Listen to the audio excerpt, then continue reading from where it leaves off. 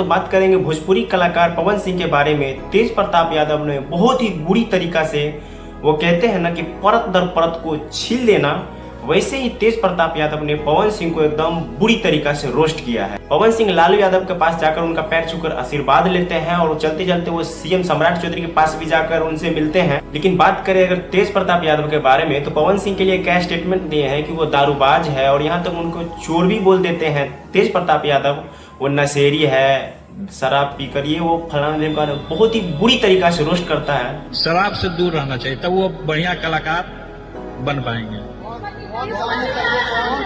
अब अंदर में जो ठुमका लगा रहा है, हाँ। भोजपुरी बवाल शो एक तरफ और तेज प्रताप यादव का बयान एक तरफ, बहुत ही इंटरनेट पे ज्यादा इसका वीडियो वायरल हो रहा है, जिसमें बहुत ही गंदा तरीका से तेज प्रताप यादव पवन सिंह के लिए बोले हैं। कायदा से अगर देखा जाए तो इतना गंदा रोस्ट नहीं मारना चाहिए जितना गंदा रोस्ट तेज प्रताप यादव मारे हैं पवन सिंह के लिए। हाँ, तो अब हम आपको बताते हैं सम्राट चौधरी के नए अनाउंसमेंट के बारे में। सम्राट चौधरी ने कहा है कि अगर आप दूसरे कास्ट की लड़की से शादी करते हैं तो बिहार सरकार आपको देगा 2.5 लाख रुपया। अंतरजातीय शादी करेंगे उनको सीधा 2.5 लाख रुपया देने का काम बिहार की सरकार करेगा। तो बाकी सम्राट चौधरी का इस बयान से आप क्या सोचते हैं? आपको क्या लगता है कि सरकार दूसरे कास्ट में शादी करने के लिए उत्साहित कर रहे हैं? इस पे आप क्या सोचते हैं अपने कमेंट में जरूर दीजिएगा।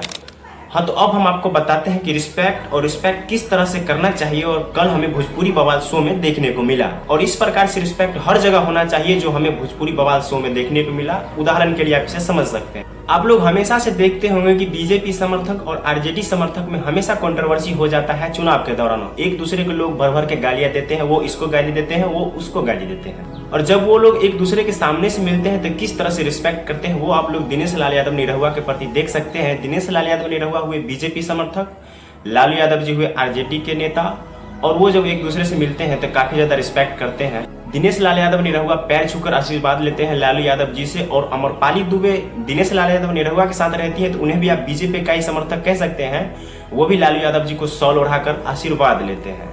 देखो, राजपूत और यादव में कंट्रोवर्सी आप लोगों को हमेशा देखने को मिलता होगा। ऊंच नीच भेदभाव, बहुत ज्यादा कंट्रोवर्सी आप लोगों को देखने को मिलता होगा। इस फोटो को देखने के बाद बहुत ही ज्यादा अच्छा लग रहा है जब पवन सिंह लालू यादव जी को पैर छूकर प्रणाम करते हैं और उन्हें चाचा से संबोधित करते हैं, तो लालू यादव जी उनका पिट्ठी ठोक देते हैं। अब समझने वाला बात ये हुआ कि लालू यादव हुए आरजेडी के समर्थक, पवन सिंह हुए बीजेपी के समर्थक, उसके बावजूद भी ये लोग जब सामने से मिलते हैं तो बहुत ही अच्छी तरीके से रहते हैं। दोनों लोग दूसरे पार्टी के हैं, उसके बावजूद भी बहुत ही अच्छा से ये लोग रहते हैं। तो हम और आप अलग क्यों?